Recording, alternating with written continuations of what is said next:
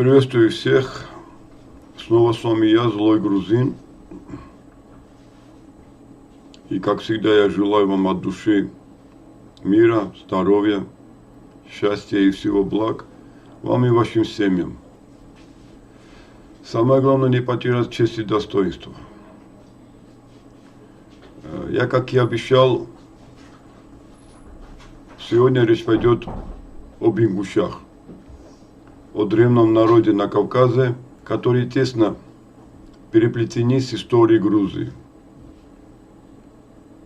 Отсюда можно с уверенностью говорить не только о братстве этих двух народов, грузин и ингушей, а даже о родственности. Но пока я перейду к основной теме про ингушей, я хочу всех попросить, чтобы потом не было бы поздно. Я уже предупреждал вас и сейчас хочу до вас донести, что мой канал в данный момент под огромным ударом находится. Есть риск, что заблокируют этот канал. Но у меня есть резервный канал «Злой Грузин». И ссылку я заброшу под это видео. И чтобы потом не было и поздно, кому интересно и дальше смотреть мой канал, то перейдите по ссылке и подпишитесь. А сейчас главная тема – ингуши.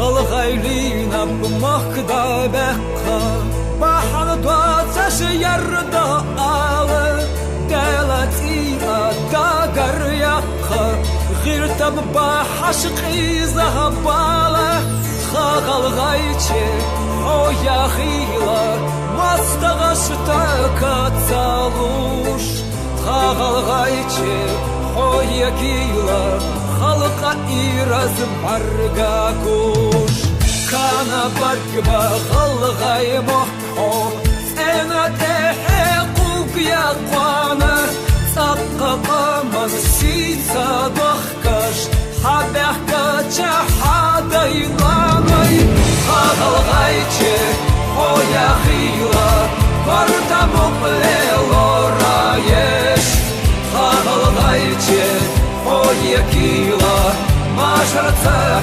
يبقيش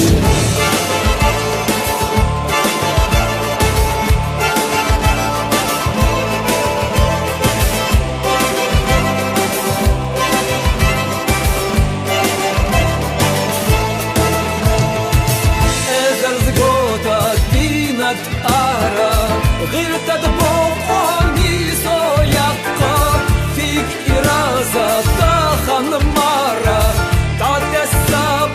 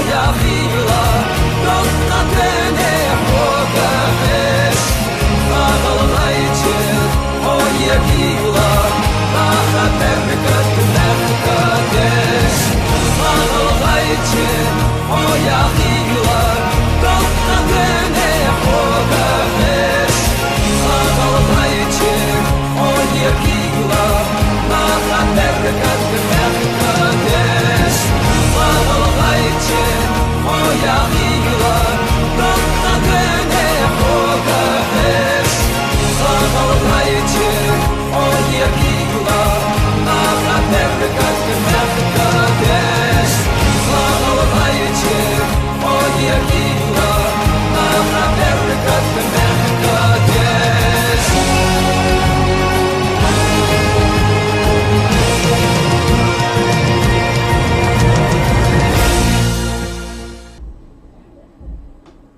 Ингуши – древний коренной народ Кавказа. Это автохтонное племя.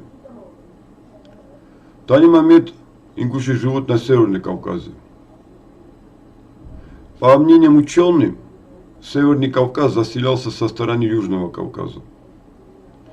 Еще в древности, в первом веке, Страмбон упоминал древнее племя под названием Галгай.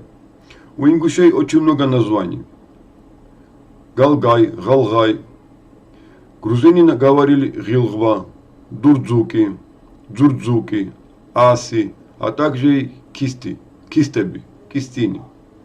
Что писали в то время ученые про ингушское племя, про Галгай, про Кистинов и про Глигви, и про Дурдзуков.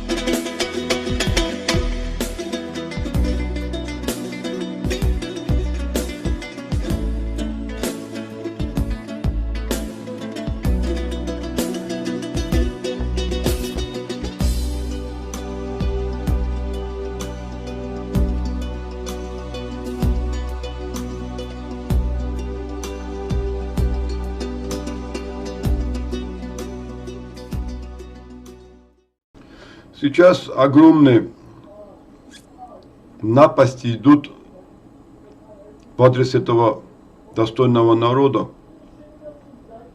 от частности от осетин и от чеченцев. Осетины присваивают древние территории этого народа, ингушей, тот же самый Владикавказ, который являлся крепостью, но не городом.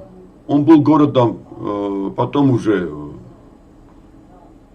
попозже превращен в город, но сам Владикавказ был построен в 1784 году в виде крепости возле ингушского деревни Бурос.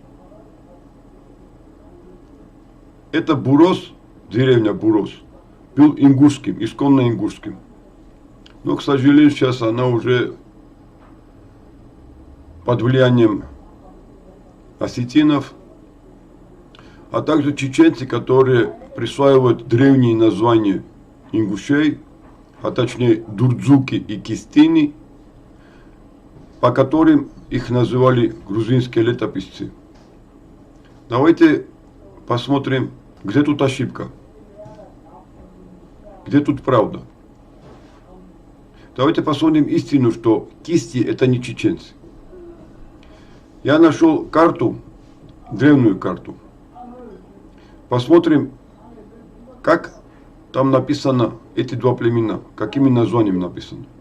Вот сейчас вы перед собой видите старую карту 1856 года. Увеличим эту карту, мы тут видим надпись Чечня. Вот она. Вот вы видите, вот надпись Чечня. И рядом вот тут Грозный. Вот она. Но внизу, прилегающей к Кавказскому хребту Грузии, мы видим отчетливо надпись Кистен, то есть Кистия, Кистинцы, Кистеби. Это наглядное подтверждение того, что чеченцы не кистини, а лишь ошибочно называют чеченцев кистами, потому что настоящие кисти – это ингуши. Но есть еще и другой факт. Бледна лицом и молчалива, в ночную мглу погружена, на троне горного массива видна кистильская страна.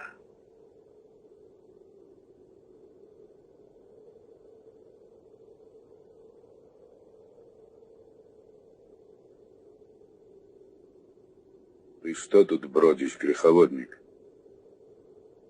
Не видишь, разве я охотник? А вот к тебе доверия нет. А в чем, скажи, твои сомнения? Зачем болтать о пустяках? Уже нельзя без подозрения с прохожим встретиться в горах? Я охотник, но сегодня я без добычи, верь не верь. На это воля, брат, Господня. Зато остался без потерь. Потеря в том, что еле-еле до этих мест я дошагал. Я днем облазил все ущелья, обшарил каждый буревал. Вдруг мгла надвинулась ночная, рванулся вверх, сбивая с ног, и прянул в горы, завывая голодным волком из берлог. Найти тропу вдали от дома мне ночью было мудрено. Мне это место незнакомо, я здесь не хаживал давно. Ну, здравствуй, брат, чего стоишь поодаль? Не повезло сегодня, завтра повезет. Будь здоровый ты, и пусть тебе сопутствует удача. Давай как братьями поделим добычу славную мою. Ты не Шевсур ли ненароком? Как звать тебя? Зовусь Ануну, в далеком селении, чей домик мой. Скажи ты, к чему таится, открой мне прозвище свое. Чукола я, алхастаишься. Вот сейчас вы сами посмотрели отрывок из поэмы великого грузинского горского писателя Важапшавели из Пшавы «Кости хозяин». И там вы услышали, что когда Хевсур и Кистинец встречаются, они обмениваются именами и фамилиями. И Кистинец, называя свое имя и фамилию, говорит: Я Джокола Алхастаидзе. Я, когда несколько раз прочитал за свое время Важапшевел, это мой любимый писатель, один из любимых писателей из Грузин. Ну вот, чтобы не думали, что я вру. Вот, Важапшевела, ну вот, смотрите. Важапшевела написано, это мой любимый писатель. Я и раньше как-то задумался о окончание «дзе» это грузинское.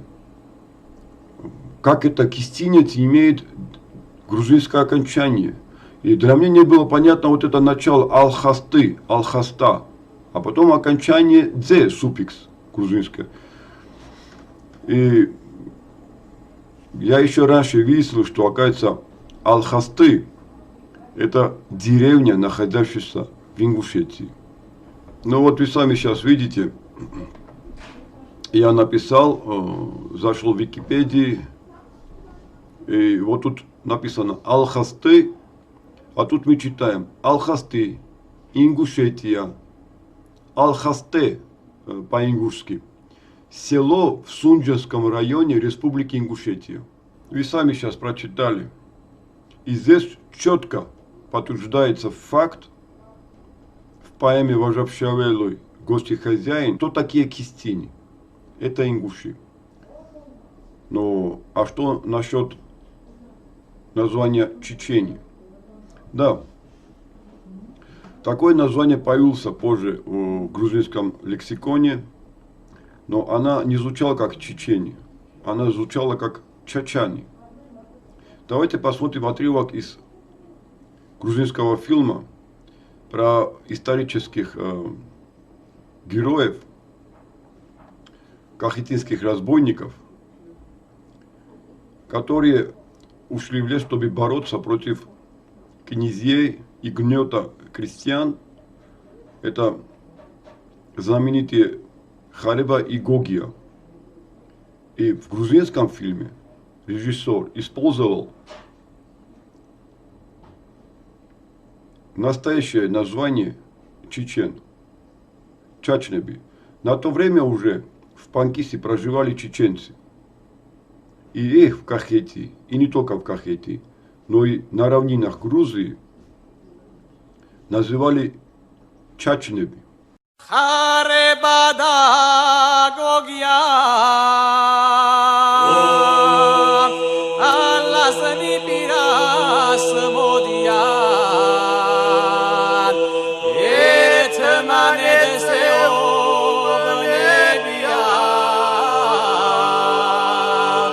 romeli mkhare jobia etmane deseo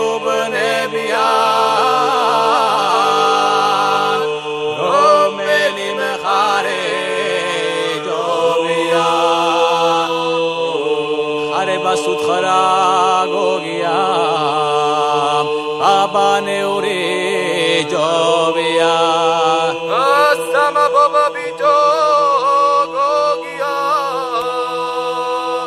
apare uli jovia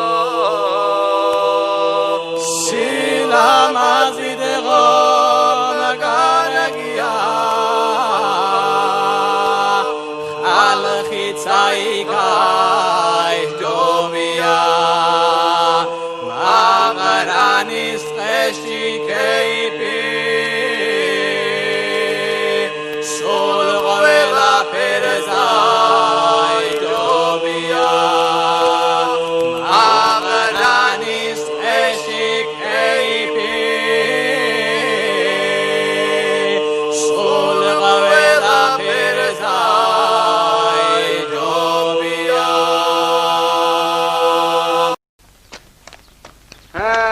Чачнебо, ромели хату процуцки, ха?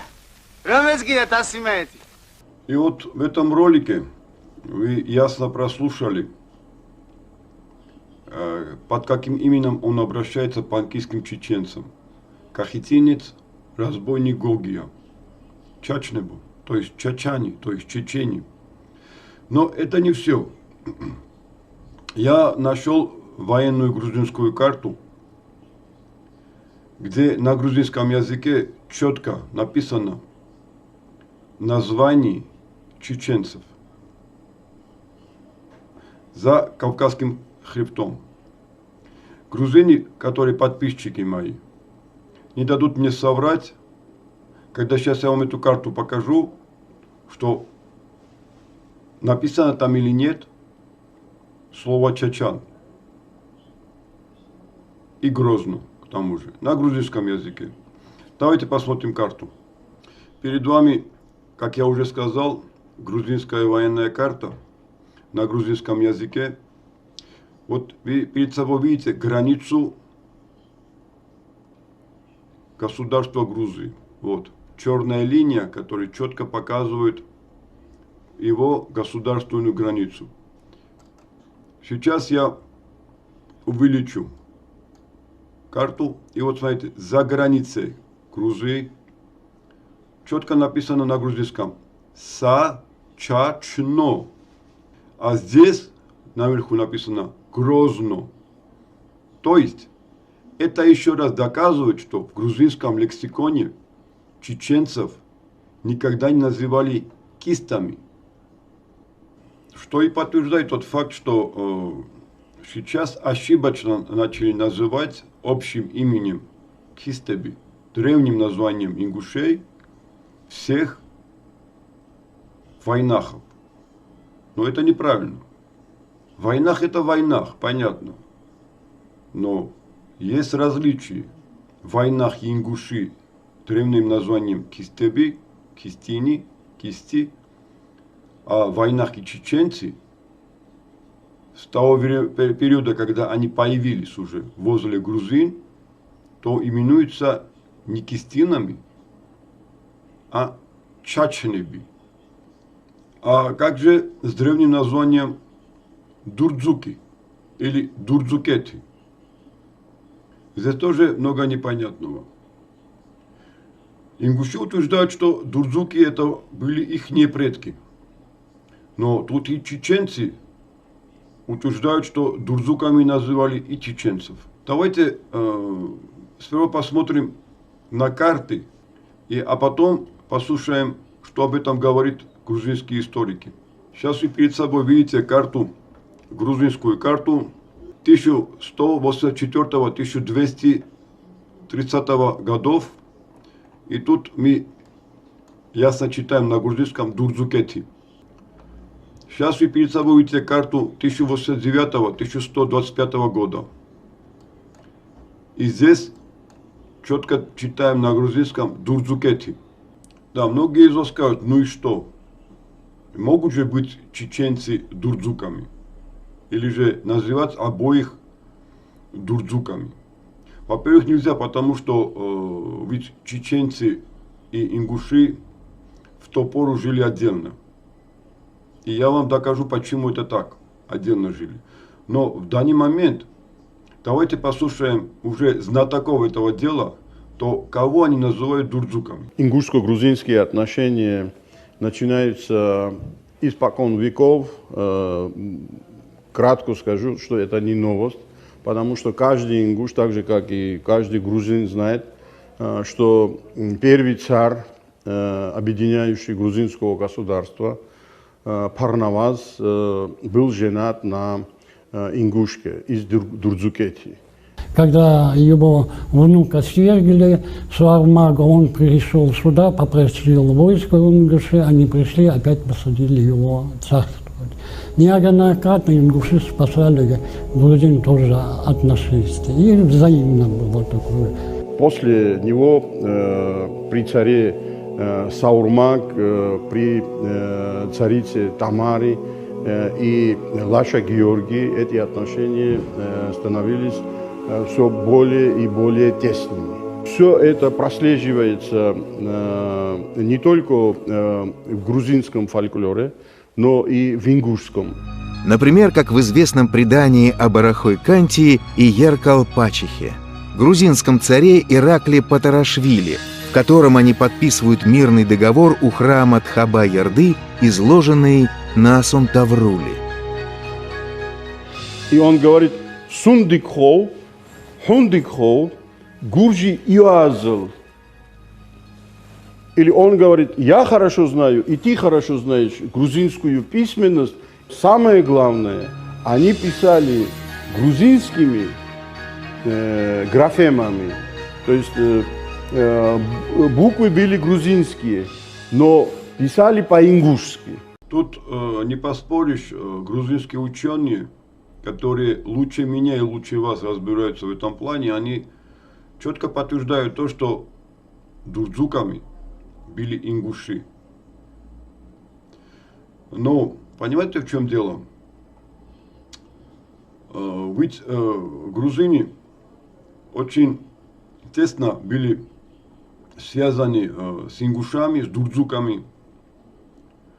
И это подтверждает не только надписи на грузинском, на древногрузинском.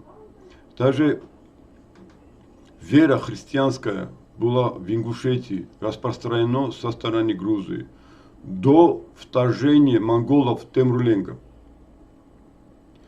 И такого не найдено в Чечне вообще, никакого. Понимаете, в чем дело? Если мы возьмем, вот помните, я вам сказал, что почему нельзя назвать чечен дурдзуками? И почему они не жили вместе? А потому что, если это был бы факт, и чеченцы жили бы вместе с ингушами вблизи Грузии, то и на чеченских территориях, которые в данный момент не ихние, а это ингушские территории. Чеченцы были наверху, и они потом спустились. Позже поселились на ингушские земли. Они смешались с кабардинцами, смешались с ингушами, смешались там аварцами. И получился вот такой народ, чеченцы.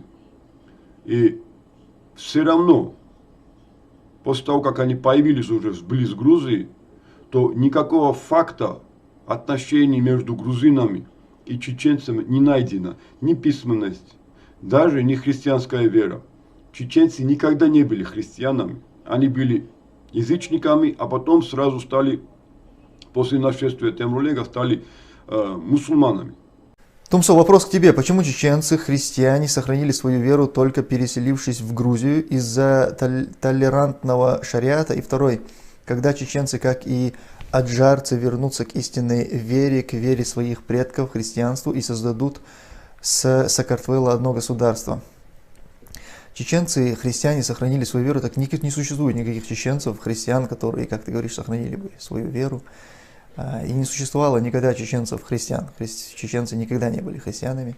Чеченцы из язычества перешли в ислам. Вот. А те христиане, которые живут в Грузии, это вайнахское общество, бацбийцы, они не являются чеченцами. Это отдельное вайнахское общество. Как и ингуши не являются чеченцами, так же и бацбийцы не являются чеченцами. God bless Georgia. Бацби перестали быть чеченцами, когда вынуждены были переселиться из Чечни в Грузию, так как не захотели ислам принимать. Ты это прекрасно знаешь, но даже если они просто вайнахи, они переселились из Грузии из-за того, что в Чечне появился ислам. Ты знаешь, ты лучше самим бацбийцам скажи, что они чеченцы. И давай посмотрим, как они на это отреагируют, как они после этого тебя отпустят. Почему я должен рассуждать о том, кто такие бацбийцы? Ты сам с ними поговори. Называют ли они сами себя чеченцами, или они все-таки называют себя бацбийцами? Считают ли они, что они когда-то были чеченцами? Задай им этот вопрос. Но в плане Ингушетии это по-другому. В Ингушетии ни одно храм христианский нашли, и нашли артефакты, которые подтверждают тесное отношение грузин и ингушей, дурдзуков в этом плане. Давайте посмотрим. Значение религии в повседневной жизни было здесь велико и в советские годы, и особенно сейчас. Между тем, древнейшим архитектурным памятником Ингушетии является православный храм Тхаба-Ерды.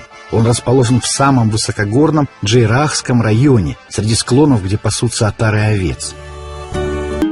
Православие пришло на землю вайнахов из Грузии. Особенное усердие в распространении веры Христовой проявляла святая грузинская царица Тамара. Культового сооружения отыскал в лесу житель одного из сел и сообщил о находке ученым. Сохранились только 2 сложенные из камня стены. На следующий год запланированы полноценные раскопки храма, а пока археологи сделали зарисовки и замеры. Это уже 4-я постройка древних христиан, обнаруженная в Таргимской котловине. Первый христианский храм зафиксировал здесь Штедер в 18 веке. А затем уже в 19 веке другой известный археолог Всеволод Миллер обнаружил храм Альбирды. В 20 веке был открыт археологом Семеном храм Таргимский. И вот в 21 веке мы открыли уже 4-й христианский храм. Неподалеку от храма стояли оборонительные укрепления, но от них остались только несколько камней. Пожалуйста, здесь все четко и ясно, да? Матушку землю не обманешь. Находки нашли только на территории Ингушетии. Таких четких находков исторических на территории Чечни не найдены вообще. То и подтверждает, что грузины и чеченцы не граничили между собой в древности. И никаких у них отношений не было ни в воинственном плане, ни в дружеском плане, и ни в каком плане. Они лишь появились позже. А откуда они появились и кто они, на этот тоже отвечает очень хорошо некий русский ученый о происхождении чеченского народа. Белые евреи – это потомки хазар, в свое время принявших иудаизм. Причем их ближайшие родственники – это азербайджанцы, чеченцы и дагестанцы по крови. Пожалуйста. Я это и утверждаю, что ингуши это не чеченцы. И чеченцы это не ингуши. Никакое отношение чеченцы к кистинам, дудзукам, галгай, асы не имеют. Никакого. Я поэтому говорю, что ингуши и грузины это один народ, разделенные временами, перешедшие на Северный Кавказ, там поселились. Гаплогруппа подтверждает родство этих 2 народов, ингушей и грузин, поэтому друг друга понимают. Поэтому у ингушей и у грузин нету враждебности между собой. Они очень похожи в гостеприимстве, в доброте, в лицевом. Они очень похожи в трагичном. Из-за того ингуши страдают, что они такие же добрые, как и грузины. В воинственности. Ингуши никогда не стремятся с кем-то враждовать, и также и грузины. Они лишь хотят мирно жить. Но и воинственным ингушам приходится воевать, и воинственным грузинам, когда их просто-напросто достают. Не зря же называют ингушей орлами Кавказа, а грузин гюрджи, то есть волками на Кавказе, да? А нашу землю Гюрджистан – страна волков. Вот сам Тумсо подтверждает, что чеченцы это не ингуши, а ингуши не чеченцы, и никакого христианства никогда не было. А наоборот, у ингушей было христианство до прихода Темурленга на Кавказе. И бацвицы не говорят, что они чеченцы. Бацвицы говорят, что они ингуши.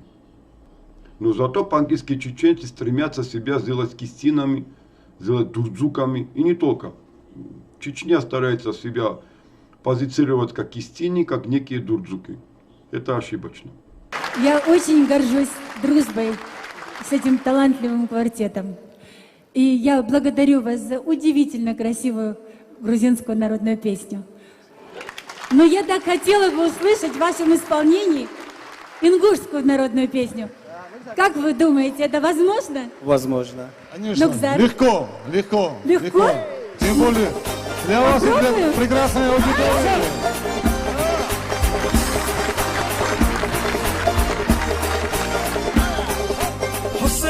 Tiče casta kodala vahna Sohutsa vogek vendari da Sohutsa vogek vendari da Casta kodala vahna Husuta vavici Hıcırcar vahna Sohici vago gedari da Sohici vago gedari da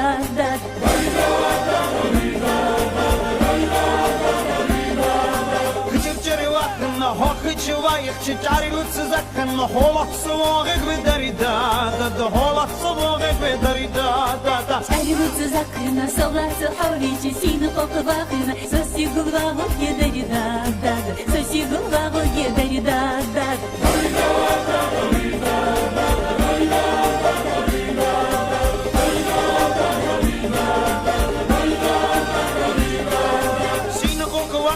حصيق لبايخ عجمر خواخن صدوخ الواغك بدري دادا صدوخ الواغك بدري دادا أجمر خواخن حدو حواري بيت برتك باخن سلاح يوجد يدري دادا سلاح يوجد يدري دادا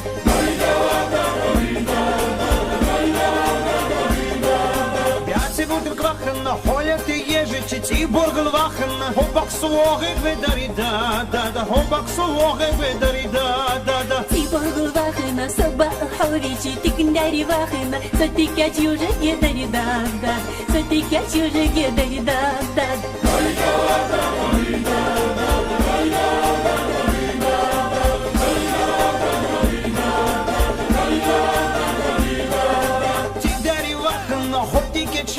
داش وقت وقتنا هويت صواغك بدري دادا هويت صواغك بدري دادا داش وقت وقتنا سقيت حوري شيب دق وقتنا سكشو يوجد يدري دادا سكشو يوجد يدري دادا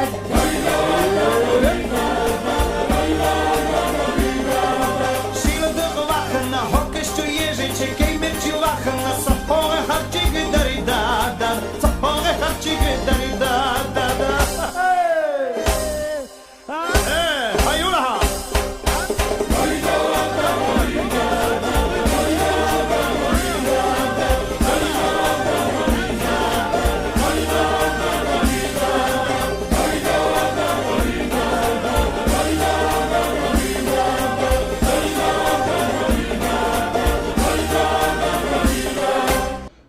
До сих пор ингуши и грузины сохраняют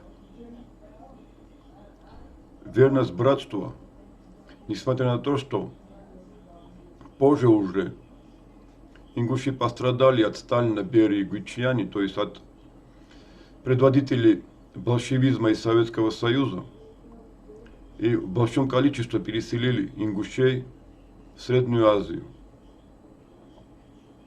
А на их исконно исторических землей поселили грузин, дагестанцев, осетин, кабардинцев.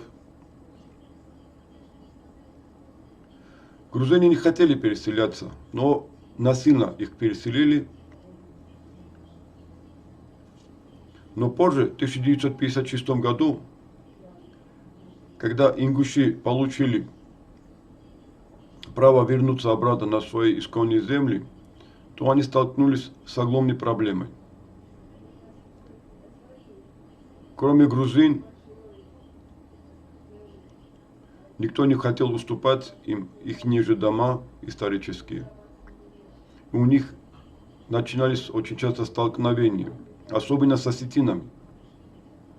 Осетины, которые себя очень плохо показали в этом плане, и даже если откуда-то им приходилось уходить, то, уходя, они сжигали дома и вырубали деревья, чтобы не достался ингушам, чтобы им было бы трудно поселиться на свою исконно историческую землю. Понимаете, в чем дело? До сих пор чеченцы упрекают грузин за Сталина, Берию и Гуччиани. И они всегда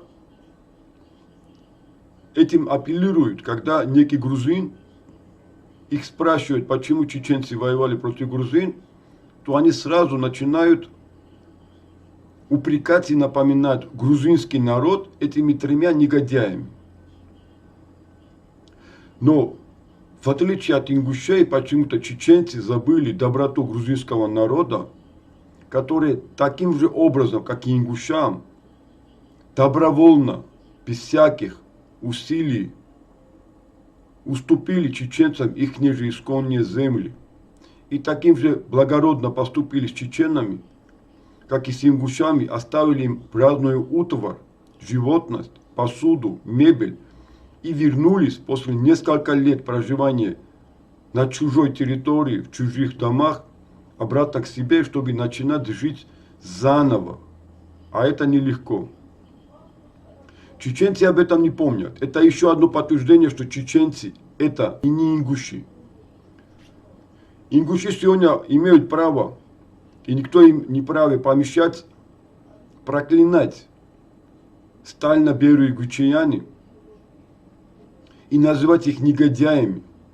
Но до сих пор ни один ингуш, что бы ни случился, не напоминает и не упрекает и не обвиняет грузинский народ из-за Сталина, Берии, Гуччиани. И знаете почему? А потому что у них есть достоинство, честь, благородство и справедливость. Потому что они помнят благородное поведение грузинских горцев в обращении к вернувшим ингушам обратно на свою историческую территорию. В 1957 году я помню одно. Я помню, что, может быть, не надо об этом говорить, осетины очень плохо встретили ингушей. Они их не только не пускали в свои дома, они их даже в районы не пускали, пригородный район, откуда их выселяли. Сожалею, потому что в Гамурзиево жили не грузины, и жили там осетины. И уезжая они, все, что ломать могли, ломали, то, что вырубить могли, сады вырубили.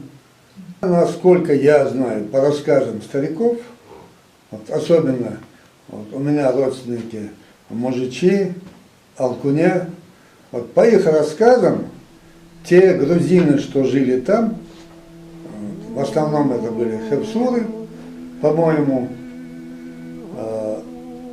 они ингушей встретили очень хорошо, говорили, что это их земли, что им предложили там жить, и что они поддерживали жилища ингушей в нормальном состоянии для того, чтобы рано или поздно передать их настоящим хозяевам. И насколько по рассказам стариков я знаю, они действительно в хорошем состоянии содержали эти дома и спокойно, без всяких конфликтов освобождали дома и уезжали к себе домой.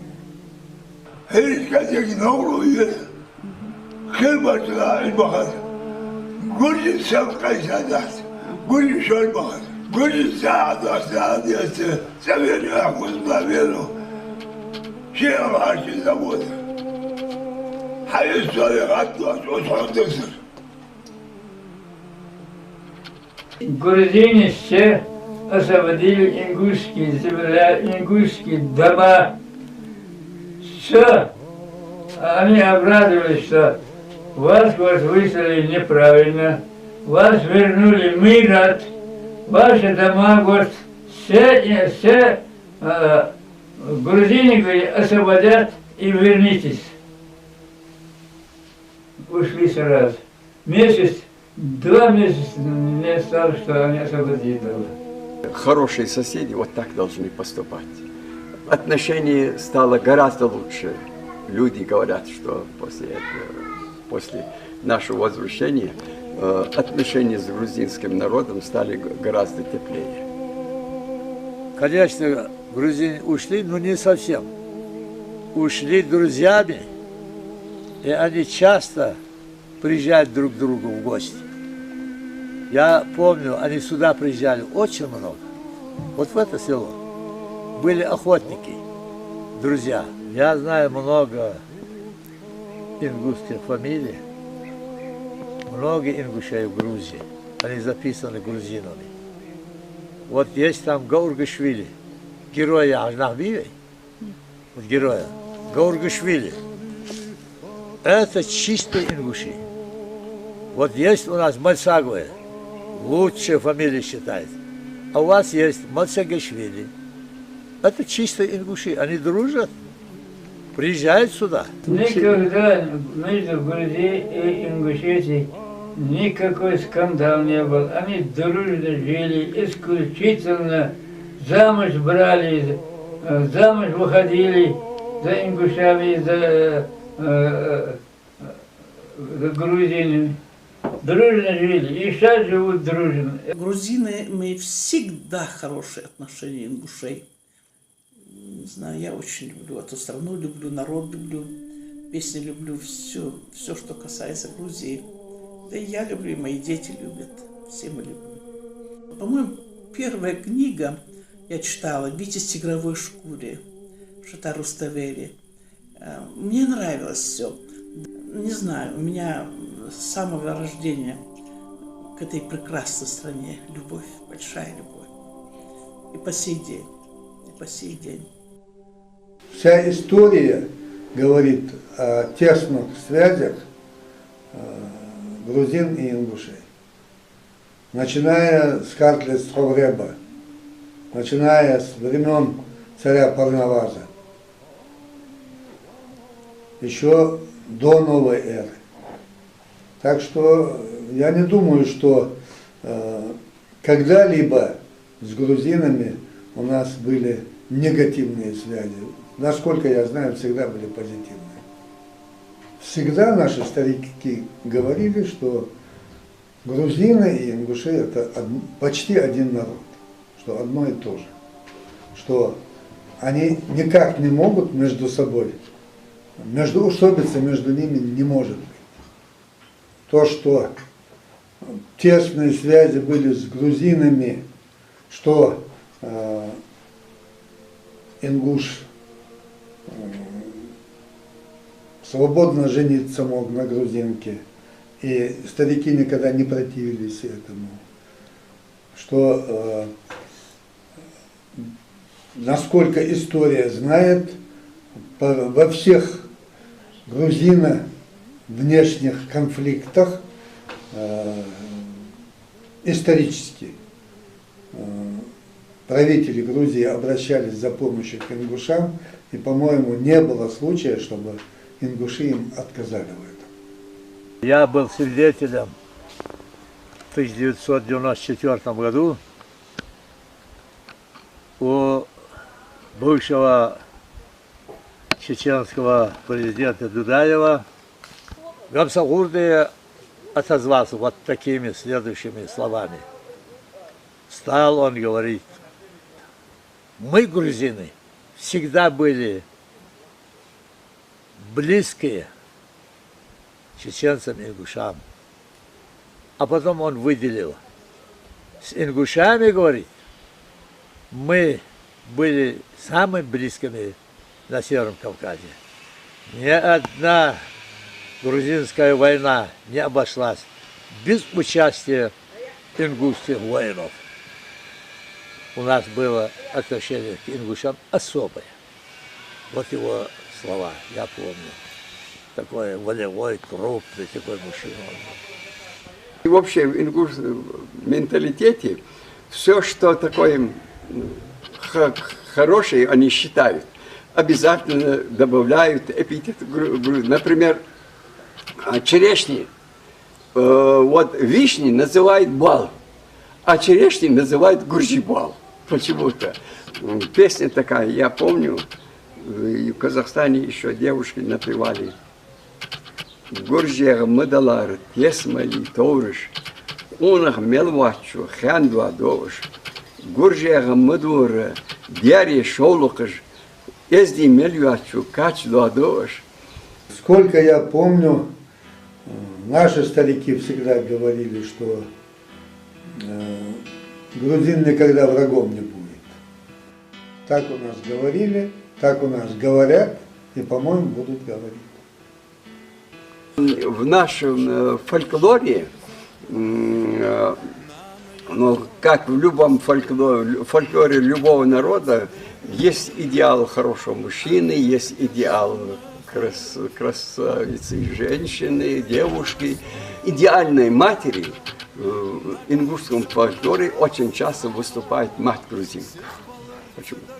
И даже старые люди говорили, почему вы уважаете грузин? Да потому что, говорят, нас родили грузины.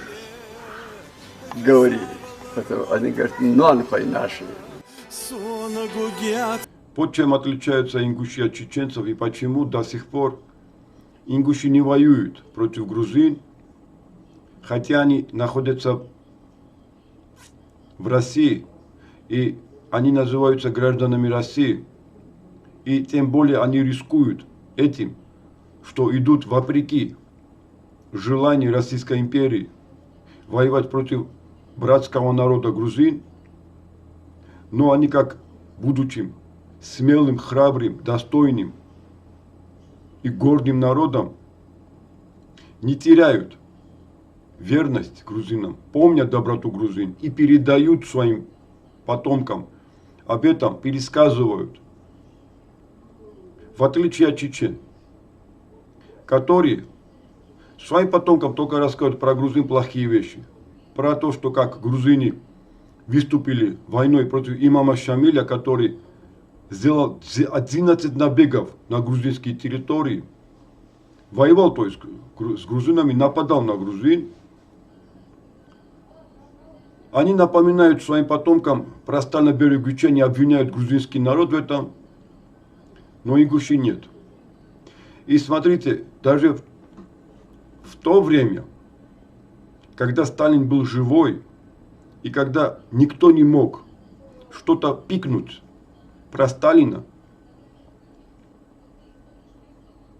то грузины, как будучи храбрым народом, даже в то время Джабушанаури, хивсур по происхождению, который жил на территории ингушей, но с приходом ингушского народа обратно, с переселения, он был среди тех, которые уступили ингушам их же дома, и он от злости к Сталину, Берии Гучьяне, от страданий братского народа ингушей, еще в ту пору, когда Сталин был живой, он посмел и написал оскорбительный стих Сталину, обвиняя их в горе ингушей. Но этого никогда чеченцы не видят, в отличие от наших братских ингушей. Почему никто другой не смог написать об этом, об этой боли? И другие ездили туда, знали, что там произошло. Почему не было этой боли у других? Потому что они были мусульмане, а мы христиане. Людьми они были, обычными людьми, истинными кавказцами были. И ингуши, и хевсуры. Генетически одним народом были они. О нашей трагедии никто не написал. Я не знаю, кто она. Есть авторы, которые написали, ну, там, политические статьи об этом народе, такие хроники, такие коротенькие. Но чтобы в художественном творчестве так душевно излить свою боль об этом доселе ему незнакомом народе, такого не было. Не было. Я лично не знаю, о нас кто писал во время Евсея. Никто не писал. Я не читал. Я бы, наверное, был знаком. Я искал таких людей, которые хотя бы 2-3 слова сказали, как жалко, например, что их выселили. Но такого я не нашел. Он единственный в этом вопросе. Единственный. И неповторимый. Когда ты пишешь такие поэмы, баллады, стихи, и знаешь, что из-за этого судьба твоя и жизнь висят на волоске, это со стороны Габриэла уже было равноценно духовному героизму. На такое больше никто не осмеливался. Хотя бы то, что в 50-х годах он написал поэму «Инвектива империализма», Это невообразимо обоснованное и высокохудожественное произведение. То, как там раскрывается лицо диктатора, ужасное лицо диктатора, как раскрывается лицо человечества. И здесь у Габриэла не было никакой гарантии, что он избежит заключения или не будет приговорен к смерти. Читаешь и не веришь, что это было написано в 50-х годах, в эпоху крайнего расцвета империи Сталина из зла. В то время, когда на советские печатные машины потекла огромная река стихов, восхваляющих Сталина, когда внутреннее управление страной было передано КГБ. Сложно поверить и в тот факт, что инвектива в той тьме все же шла против течения и своим внутренним непокорством заражала людей. Да, читаешь и не веришь, что адресатом этих строк является Сталин. Ты погрузил мир в траур, затмил солнце тучами дегтярными. Ты вверг в рабство народы, лишил их права свободно мыслить. Ты порождение злейшего демона, кощунствуешь бесстыдно, безгранично, своевольно. Ты святейшие храмы Господни превратил в конюшни. Ты проклят собственной же мыслью. Ты подошел к самому краю зла. Ты страну эту погрузил в рабство. Ты страну эту превратил в острог. Настанет время, придет и твой черед. Поднимут изгнанники свой голос, и сокрушительная сила их слова не пощадит тебя и не помилует. Дохни, зверь, ненавистный, неоплаканный, вовеки проклятый. Веками предки ингушей и грузин в бок о бок воевали против многих захватчиков. Веками друг другу помогали. И сейчас продолжается это братство и верность. Даже когда была создана дикая дивизия, то самыми храбрыми и самыми отважными были признаны ингуши, а командовал ими грузин Георгий Мерчуле. Они уважали своего командира, много они боев и сражений вместе перенесли и победили. Но когда один раз по приказу российского царя Георгий Мерчуле перевели в другую часть, то ингуши отказались идти в атаку.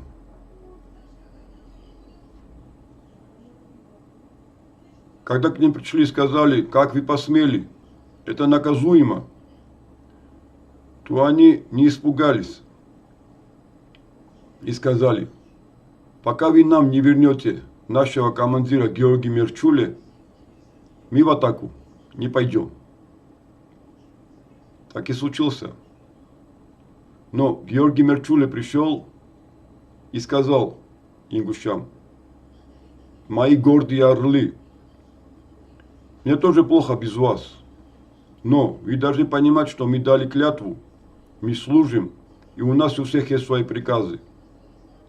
Я прошу вас, братья мои, которые вместе со мной шли в бою, в бок о бок, видели вместе смерть и победу, то не ослушайтесь приказу продолжаться биться, а я вечно буду с вами, как и вы в моем сердце. И тогда ингуши поверили только ему и продолжили бой, уже под другим командованием, но лишь только после того, как их об этом попросил Георгий Мерчуле. Не знаю страха, не боится пуля, нас веду атака, храбрый Мерчули. Пушки мы отбили, зарадом от души, вся Россия знаю, джигит ингуши. Это братство продолжается до сих пор.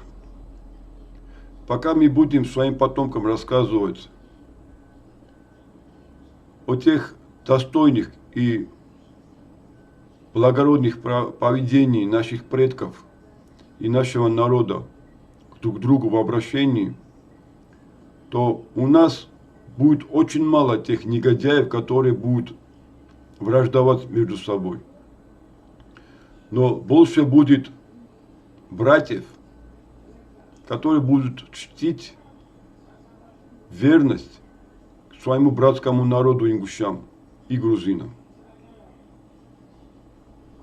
Я желаю ингушскому народу процветания, мира, здоровья, счастья, и чтобы ингуши обрели бы свою свободу,